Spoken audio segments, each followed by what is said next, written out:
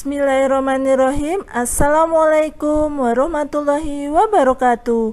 Bertemu lagi dengan channel Biru Langit 01.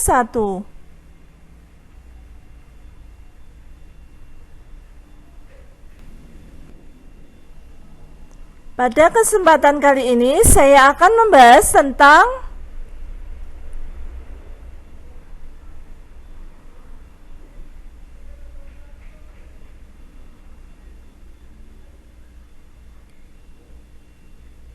sistem pencernaan manusia. Ini merupakan part yang kedua, lanjutan dari part pertama yang videonya saya sudah upload.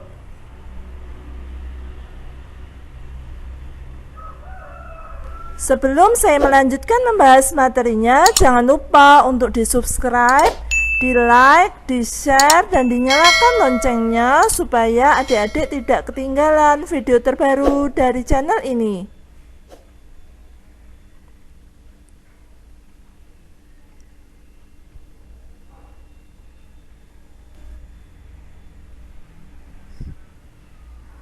Baiklah, langsung saja saya akan membahas materinya.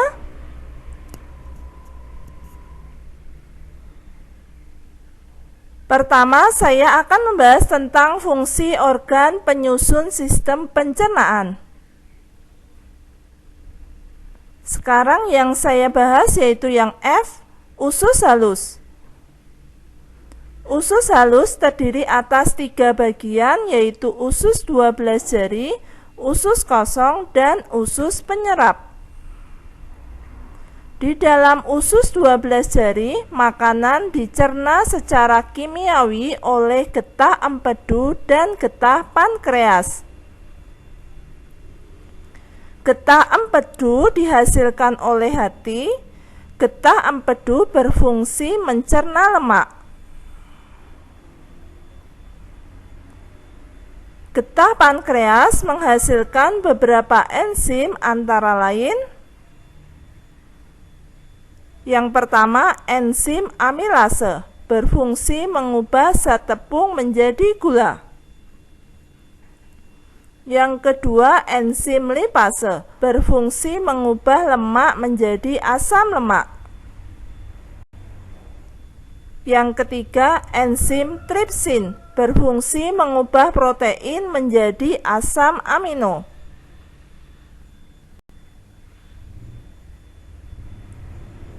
Usus halus berfungsi untuk menyerap nutrisi yang terdapat dalam makanan.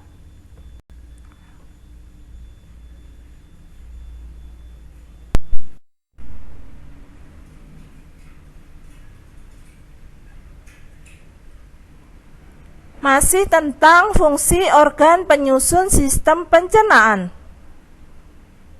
Yang G yaitu usus besar.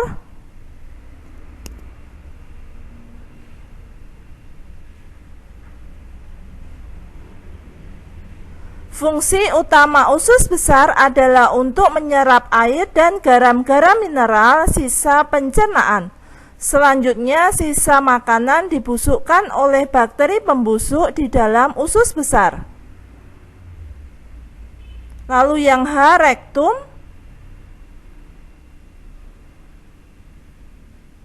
Rektum adalah satu organ pencernaan yang berfungsi sebagai tempat untuk menampung feses atau tinja.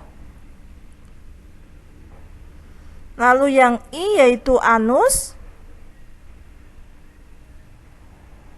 Anus berfungsi sebagai jalan keluarnya feses atau tinja.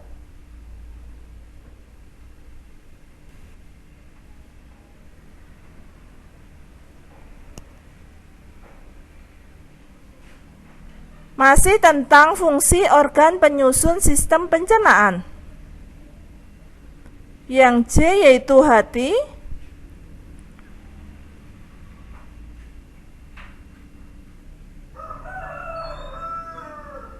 Hati berfungsi untuk menghasilkan empedu, menyimpan cadangan lemak, glikogen, vitamin A, B12, D, dan albumin. Fungsi utama hati adalah menetralkan zat beracun. Lalu yang K, pankreas.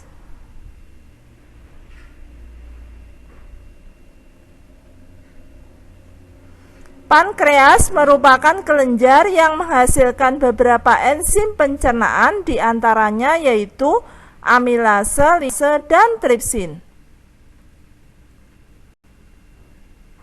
Lalu yang L, kelenjar empedu.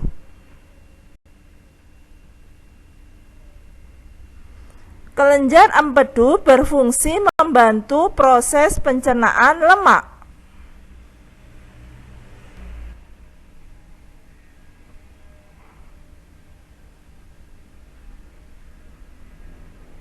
Selanjutnya saya akan membahas gangguan-gangguan pada sistem pencernaan. Yang pertama yaitu gastritis. Gastritis adalah radang akut pada dinding lambung disebabkan oleh mengkonsumsi makanan yang mengandung bakteri. Kemungkinan juga karena kadar asam klorida atau HCl pada lambung terlalu tinggi. Yang kedua yaitu diare. Penyebabnya yaitu memakan makanan yang mengandung bakteri atau kuman. Yang ketiga, konstipasi atau sembelit. Penyebabnya yaitu sering menunda buang air besar, kurang mengkonsumsi makanan berserat.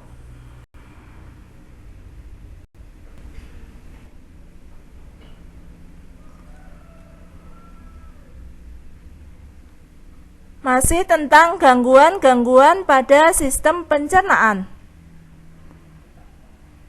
Yang keempat yaitu disentri.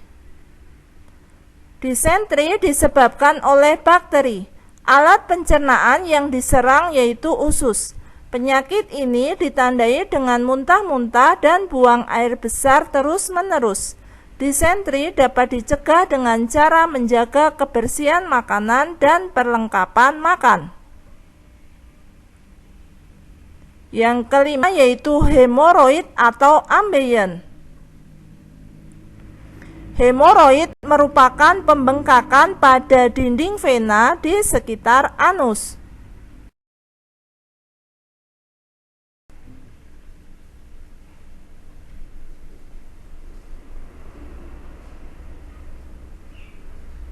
Masih tentang gangguan-gangguan pada sistem pencernaan. Yang keenam yaitu apendisitis. Apendisitis merupakan gangguan yang terjadi adanya infeksi bakteri pada umbai cacing atau usus buntu. Yang ketujuh yaitu MAH. Penyebabnya meningkatnya kadar asam lambung yang dipicu oleh makan yang tidak teratur. Yang kedelapan hepatitis. Penyebabnya yaitu infeksi virus pada hati. Nah, ini gambar ilustrasi seseorang mengalami gangguan pada sistem pencernaan.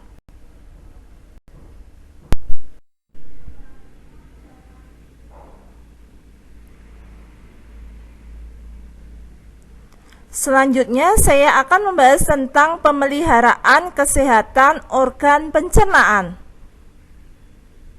Yang pertama yaitu makan makanan yang bergizi dan seimbang.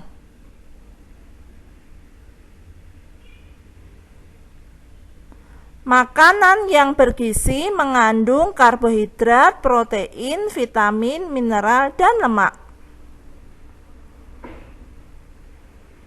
Yang kedua, mengkonsumsi makanan berserat.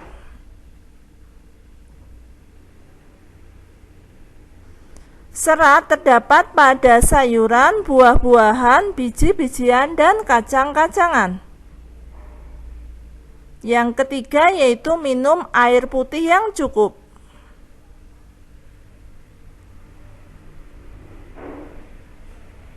Air membantu pergerakan makanan, melarutkan makanan, dan membantu penyerapan zat gizi oleh tubuh. Nah, ini gambar ilustrasi dua orang anak yang sedang minum.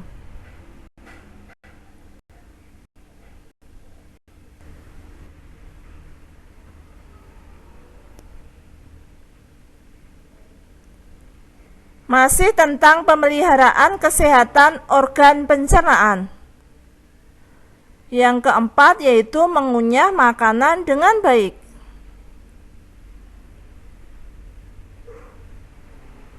Mengunyah makanan dengan baik akan meringankan kerja organ pencernaan selanjutnya. Yang kelima, menghindari makanan yang terlalu panas atau dingin, ataupun terlalu pedas atau asam.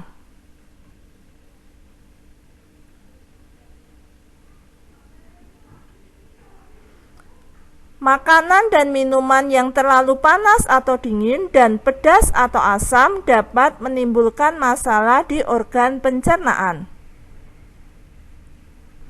Yang keenam, makan secara teratur.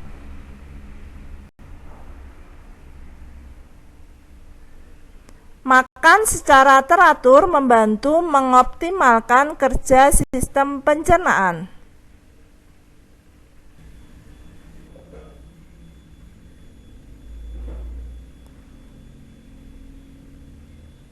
Masih tentang pemeliharaan kesehatan organ pencernaan.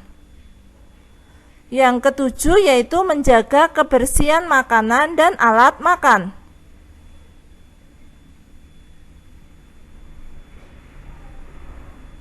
Menjaga kebersihan makanan dan alat makan dari kuman dan bakteri dapat mencegah penyakit diare dan disentri. Yang kedelapan yaitu menjaga kebersihan gigi dan mulut dengan cara menggosok gigi secara teratur. Kesembilan yaitu mengurangi makanan yang mengandung banyak gula, misalnya permen dan coklat. Kesepuluh, mencuci tangan sebelum makan. Nah, ini gambar ilustrasi seorang anak yang sedang mencuci tangan. Demikian pembahasan dari saya. Semoga bermanfaat. Oh ya, seperti biasa di akhir video saya akan bagikan satu kutipan ayat suci Al-Quran sebagai bentuk dakwah saya sebagai seorang muslim. Buat teman-teman yang menyukai channel ini, silahkan di subscribe, di like, di share supaya video ini bisa bermanfaat ke lebih banyak orang.